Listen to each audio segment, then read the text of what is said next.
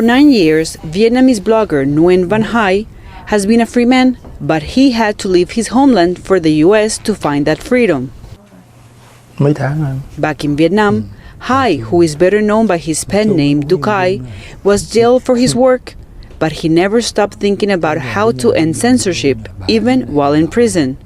Hai was inspired to start reporting more than 15 years ago, while traveling in Vietnam.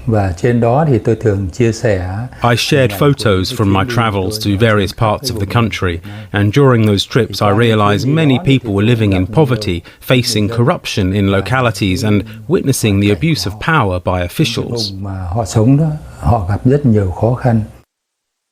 But in Vietnam, one of the most repressive regions globally for press freedom, journalists are often too scared to report on such issues.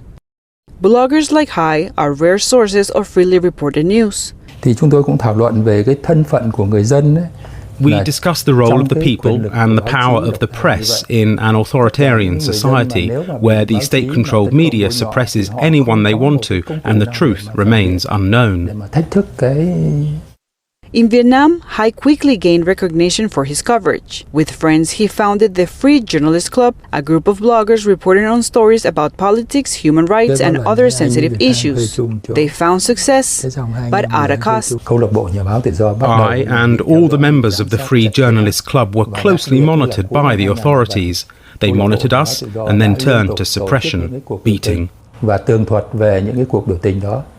In April 2008, police arrested Hai on accusations of tax evasion, a charge that rights groups say was an excuse to keep him silent.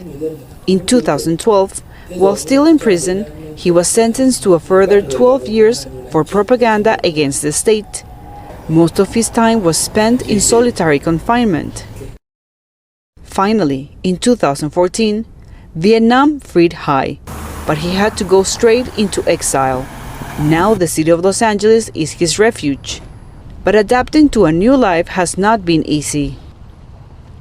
Platforms he and others set up to share news have been blocked and deleted, wiping out nearly a decade of work, and daily life can be a challenge. My life is not stable in terms of housing and finances because I dedicate all of my time to the movement. There were moments when I thought about giving up. Vietnamese authorities did not respond to VOA's request for comment about the country's media environment. Hai is still dedicated to advocating for a Vietnam that allows bloggers like him to write without fear of retaliation. It's a demanding role. An average day may involve meeting with officials, including Congresswoman Michelle Steele, contributing news about human rights and Vietnam to a TV station, and recording a podcast on media independence and detained bloggers.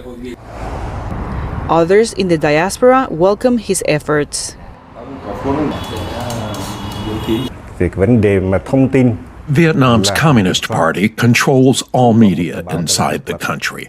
People are thirsty for the free flow of information, but those who try to speak up or to talk about human rights have been increasingly stifled and repressed. As for Hai, his vision of a Vietnam where people have easy access to a free press encourages him to keep up the fight. For Titi Tran in Los Angeles, Cristina Caicedo Smit, VOA News.